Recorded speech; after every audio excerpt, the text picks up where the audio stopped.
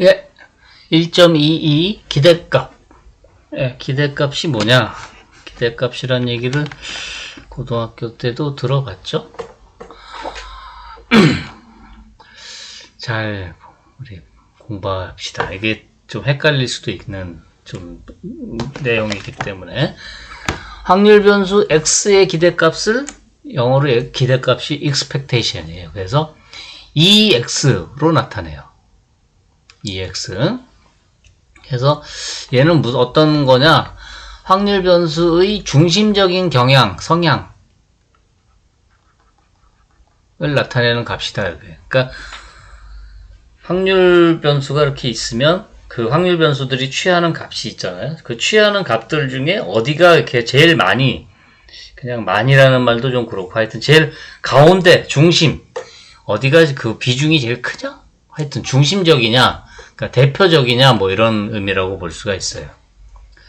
그래서 개념은 확률, 취하는 값, x에다가 그때의 확률을 곱하는 거예요. 오케이?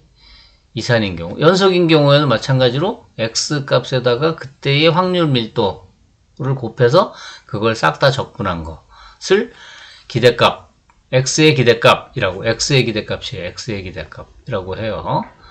이게 주의해야 돼요. x의 기대값, x제곱의 기대값, 그러면 이렇게 쓰기 때문에. 오케이?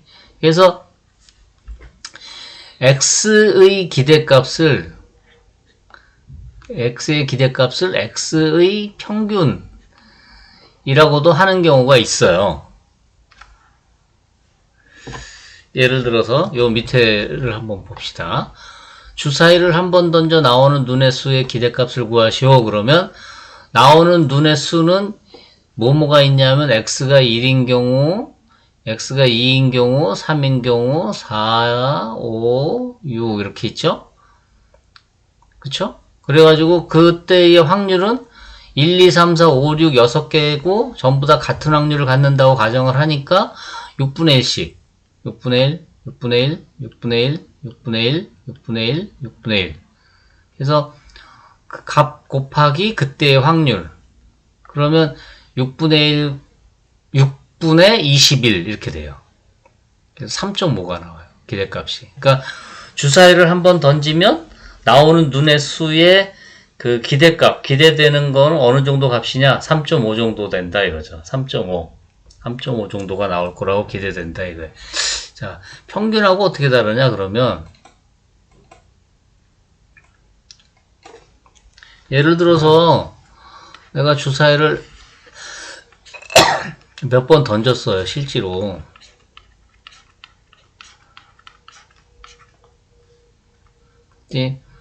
횟수가 어떻게 나왔냐면 3번, 2번, 1번, 0번, 0번, 0번 이렇게 나왔다고 칩시다. 나온 횟수가. 그러면 이때 평균은 어떻게 될까요? 평균은 우리 평균은 뭐 m이라고 썼나요? x바라고 썼나요?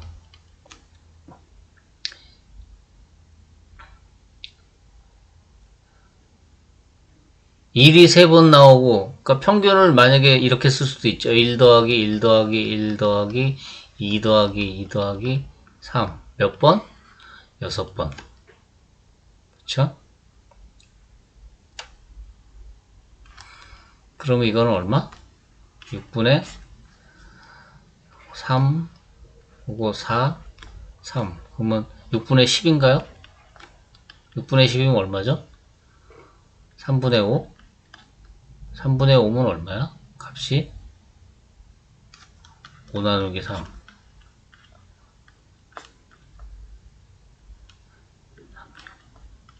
1.66. 그러니까 1.666 뭐 이렇게 되네요.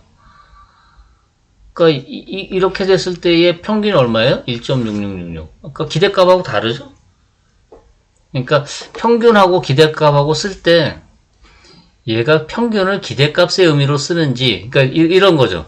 주사위 눈을 던졌을 때 이런 표 주지 않고 그냥 평균을 구하시오. 그러면 기대값을 구하라는 의미로 해석을 하면 돼요. 그런데 이런 표가 딱 주어져 있으면서 평균을 구하시오. 그러면 그거는 평균을 뜻하는 거죠. 이건 사실 정의는 똑같아요. 근데 여기 보면 1 곱하기 6분의 3 플러스 2 곱하기 6분의 2 플러스 3 곱하기 6분의 1 플러스 4 곱하기 6분의 0 5 곱하기 6분의 0 6 곱하기 6분의 0 이렇게 된 거잖아요. 그쵸? 그러니까 확률이 등확률이 아닌 지금 실제로 해봤더니 그런 때에 지금 계산이 된 거죠. 그래서 이거 실제로 해본 데이터 가지고 계산할 때 좀 다르게 나올 수가 있어요. 그러니까 경험적인 확률로 생각한다면. 그래서 어쨌든 요게 지금 기대값과 평균이 항상 같은 거는 아니에요. 다를 수도 있어요. 그러니까 고등학교 때 잘못하면 이거를 항상 같다고 그렇게 외울 수도 있는데 그렇진 않아요. 다를 수도 있다. 그러니까 이렇게 읽어보고 아 이건 기대값을 구하라는 거구나. 아 이거는 평균을 구하라는 거구나. 그런 거를 이제 좀 생각을 해보면 되죠.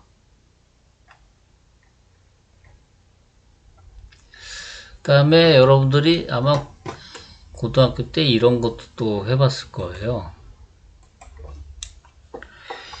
이거. 얘가 어떻게 된다고, 이렇게 된다고, 거의 외웠죠? 그쵸? 이렇게 된다고. 자, 이거 잘 생각해 보세요. 이게 진짜로 이렇게 되는지 여러분들 어떻게 증명했을까요? 증명한 거를 생각해 보면, 고등학교 때 이거 증명한 걸 생각해 보면, 이렇게 증명을 했을 거예요. X의 확률 밀도 함수를 F라 그러면,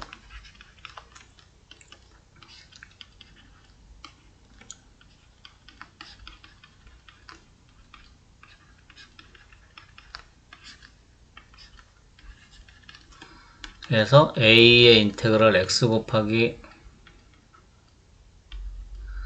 fx dx 플러스 b 곱하기 인테그럴 마이너스 무한대부터 플러스 무한대 이런 거 썼나? 특이적 부위라 안 썼겠죠? 그래서 얘가 2x고 요게 다 적분하면 1이니까 b다. 자 이렇게 증명해 놓고 보면 이게 뭔가 좀 이상하지 않아요? 어디선가? 좀 어색한 거가 느껴지나요? 제가 빨간 글씨, 다른 색 글씨를 써가지고 한번 지적을 해보면 빨간색 잘 안 보이니까 파란색으로 하늘색, 남색, 하늘색, 하늘색으로 한번 써보면 요 과정에서 제가 이렇게 하면 어떻게 될까요? 얘를 y라 그러면 즉 이렇게 된다 이거죠. 그러면 지금 요걸 보이는 거죠.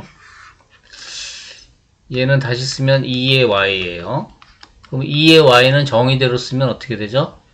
인테그랄 y가 움직이는 범위 전체에서 y 곱하기 뭐를 써야 되죠? y의 확률 밀도 함수 gy라고 합시다. 이걸 계산해야겠죠. 아이고 g는 y의 확률 밀도 함수. 이게 정의잖아요. 이렇게 계산한다는 게. y의 확률 밀도 함수 지금 모르잖아.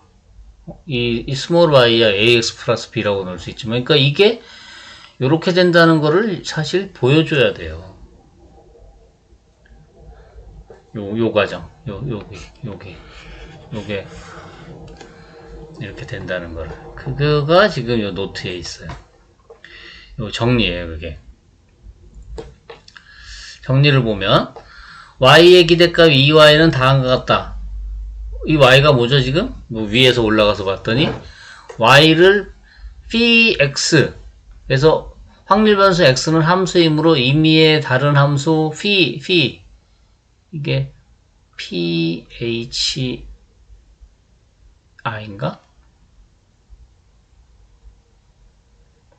파인가? p인가? 하여튼 에 대하여 합성한 거죠, 이렇게. 이것도 새로운 함수니까, 합성함수니까 확률 변수예요. 그러니까 기대값을, 요 y에 대한 기대값을 구한다. 즉, 요거에 대한, px에 대한 기대값. 그러면, 요렇게 계산된다. 요게 지금 x의 확률 밀도함수죠? 요거 x의 확률이죠?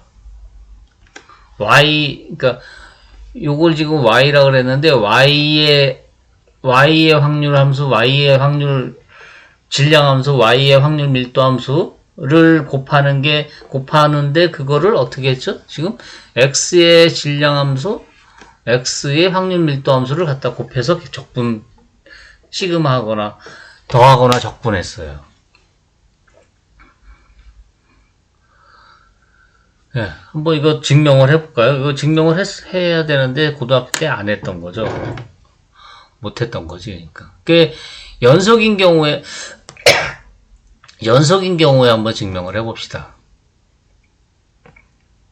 Shift 윈도우 S에서 요거를 증명.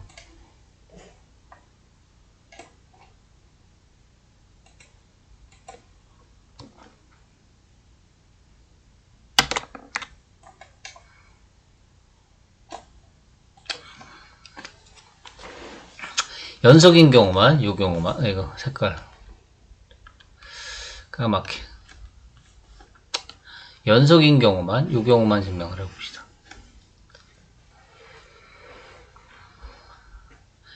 그러니까 y equal px y equal px의 확률 밀도 함수를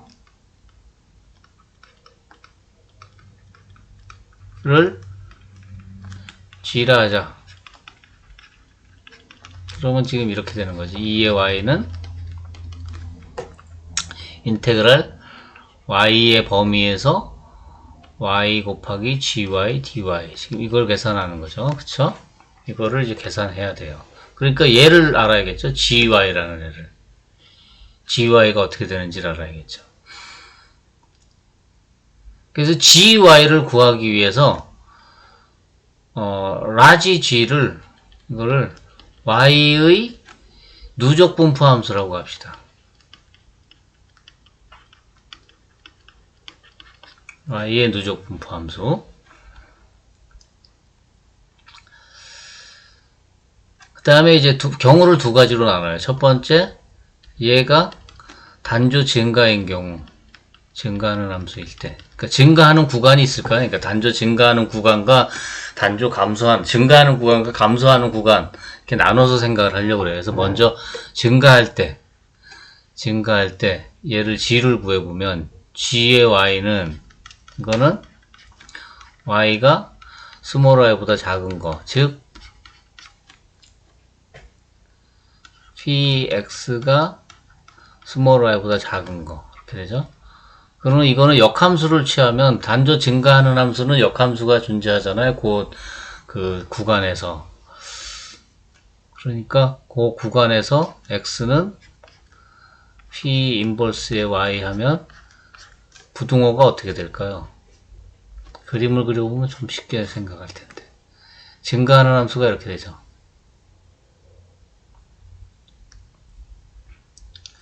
그러니까 지금 얘가 y고 얘가 px야.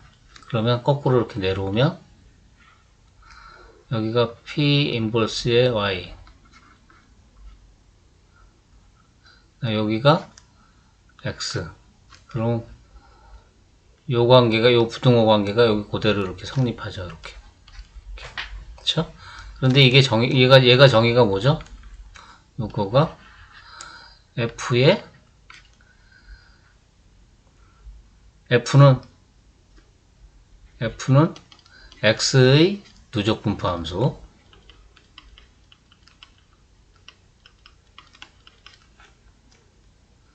p 인버스의 y 이렇게 돼요.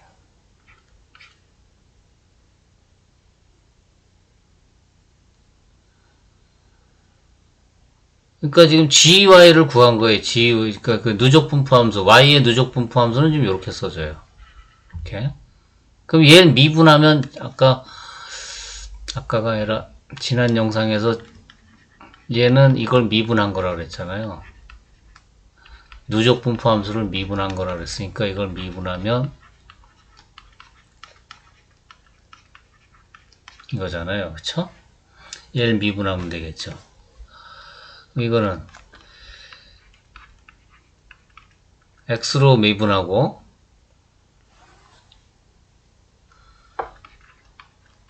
f 인버스가 아니라 쏘리 f의 p 인버스의 y가 사실은 x죠.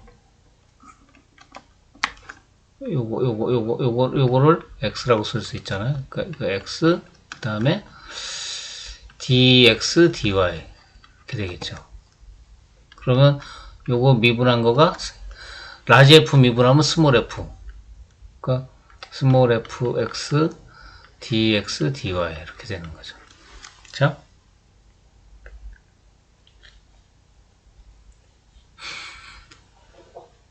그래서 지금 확률 밀도 함수 g는 이렇게 표현돼요. x로 나타내면. 그 다음에 두 번째, 만약에 g가 아니라 요게 단조 감소라면, 또는 단조 감소하는 구간에서는 마찬가지로 gy는 gy가 스몰 i보다 작은 거고, 이거는 px가 스몰 i보다 작은 거고. 이것도 그림을 이렇게 그려보면 감소함수는 이렇게 생겼죠? 그러면 지금 얘가 px고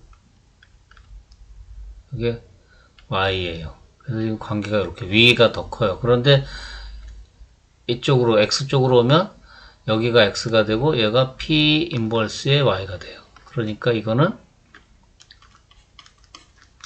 x하고 p 인버스의 y하고를 비교해 보면 부등호가 이렇게 바뀌죠. 오케이? 반대로 바뀌어요. 그러니까 이거는 다시 쓰면 1 마이너스 x가 이렇게 될 확률. 이거 이 등호는 사실 뭐 어디 들어가건 상관없어요. 그렇죠? 들어가건 안 들어가건 상관없다고요. 연속인 경우니까 지금. 따라서 스몰 gy는 이걸 미분하면 되니까 얘를 미분하면 되니까 이걸 미분하면 앞에 1은 미분하면 0 되고 마이너스 이거는 1 마이너스 쏘리 f의 지금 p 인버스의 x y인 거죠. 1 미분하면 0 되고 얘를 미분한 거죠. 그쵸? 마이너스 그건 x로 미분, 합성함수의 미분 f의 요것이 x죠. x 그 다음에 dx dy. 그쵸? 그런데 이게 단조면 y 이퀄 단조 감소면 px가 단조 감소함수면 x를 y로 미분한 것의 부호는 어떻게 돼요? 0보다 작죠? 감소함수면. 그쵸? 단조 감소하는 함수의 역함수도 단조 감소예요. 1학년 때 미적에서 했어요. 단조 감소하는 함수의 역함수도 단조 감소고, 단조 감소니까 한 번 미분한 일계도 함수는 0보다 작아요. 즉, 여기 마이너스하고 얘가 부호가 하나로 합쳐지면 뭐가 돼요? 얘는 fx고 그 다음에 dx dy인데 이게 음이 아니라 양이 되죠. 요게 그래서 위에 단조 증가일 때는 요게 양이에요. dx dy가. 그 다음에 단조 감소일 때는 dx dy가 음인데 거기에 마이너스가 붙어요. 따라서 합치면 gy는 어떻게 돼요? fx의 dx dy인데 dx dy는 항상 양이에요. 그러면 제일 앞으로 돌아가서 요거를 이제 계산할 수가 있죠. 여기를 어떻게? 이 y는 인테그랄 y 구간에서 y 곱하기 gy dy 이게 정이죠. 그런데 이거를 요 y를 x로 바꿔주면 px 그리고 gy도 fx dx dy 하고 여기 dy 그 다음에 얘는 x의 범위로 바뀌는 거죠. 그러면 변수 변환하는 거죠, 결국. fx에 얘는 dx 이렇게 되는 거죠. 그래서 결국 y의 확률 밀도 함수가 어떻게 돼요? 아니, y의 기대값이 fx를 곱하는 걸로 계산이 바뀐다 이거예요. 이걸로 계산하는 걸로. 오케이? 그래서 아까 요런 계산을 할 수 있게 되는 거예요. ax 플러스 b의 확률 밀도 함수 기대값 계산하면 이렇게 되는 이유가 요 과정이 이제 메꿔지는 거죠, 이게.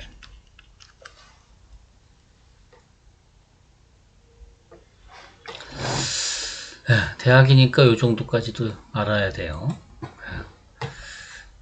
증명 과정 다시 한번 천천히 꼼꼼히 살펴보시길 바랍니다.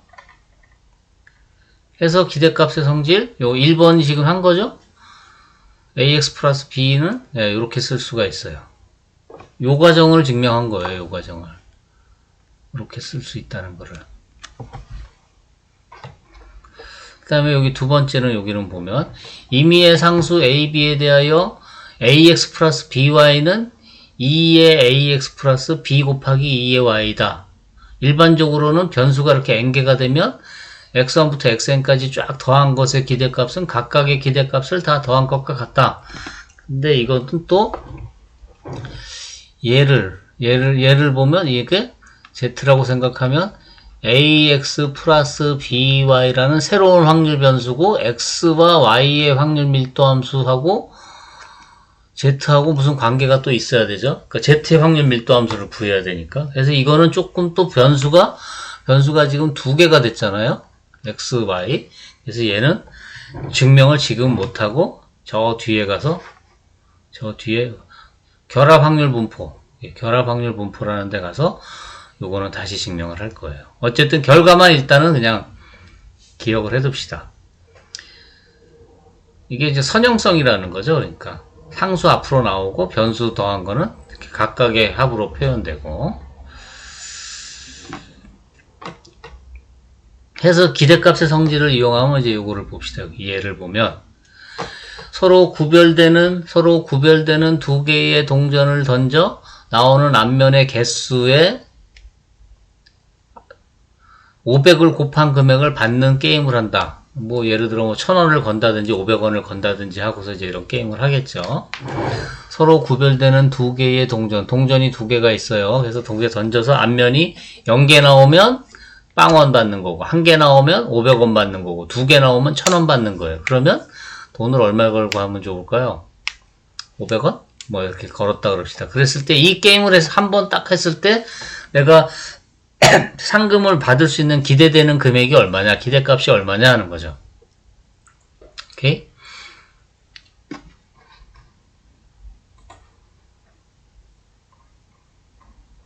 노트에 있는 거 다시 그냥 써보면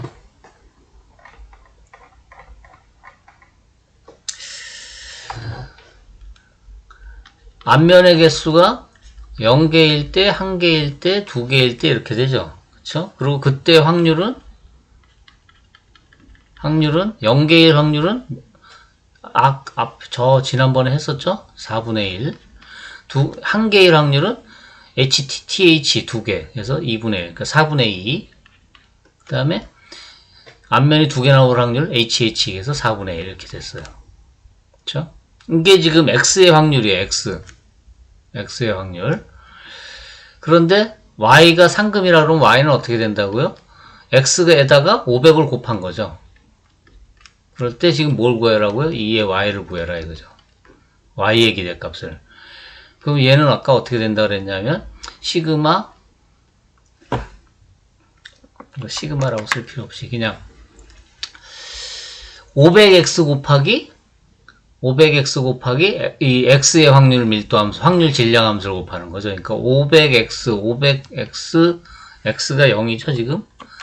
첫 번째가 500 곱하기 4분의 1 플러스 500 곱하기 1 곱하기 2분의 1 플러스 500 곱하기 2 곱하기 4분의 1.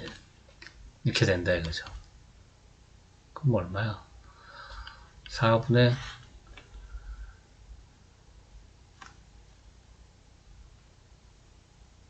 4분의 1000 더하기 1000 500원이네요. 기대값 500원. 500원 내면은 적당하겠네. 500원 내고 해서 딸 수도 있고 1000원 딸 수도 있고.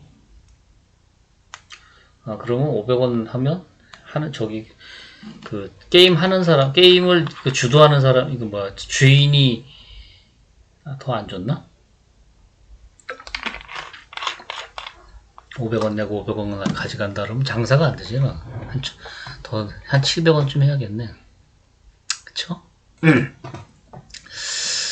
야, 문제는 여러분들이 한번 풀어보세요. 흰 공 2개와 검은 공 3개가 들어있는 주머니에서 연속해서 하나, 둘, 2개의 공을 꺼내서 같은 색 공이 나오면 A1 받고 다른 색 공이 나오면 B1을 내야 된다. 이 게임을 한 번 할 때 받을 수 있는 상금의 기대값이 0원일 때 B를 A에 관한 식으로 나타내라. 다시 집어넣지는 않는다. 예. 계산해 볼 수 있겠죠?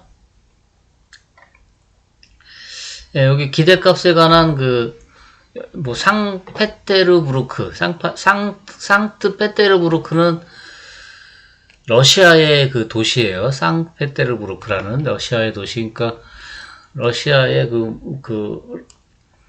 이게 무슨 유래에서 나왔는지 모르겠지만 하여튼 상트페테르부르크의 역설이라고 그래가지고 봅시다. 문제가 뭐냐? 동전을 하나를 던지는데 하나를 계속 던지는데 앞면이 나올 때까지 던져서 n번째 처음 앞면이 나오면 2의 n제곱 루블, 뭐 원이라고 생각해서 루블은 옛날 러시아의 돈 화폐 단위인데 지금도 루블 쓰나?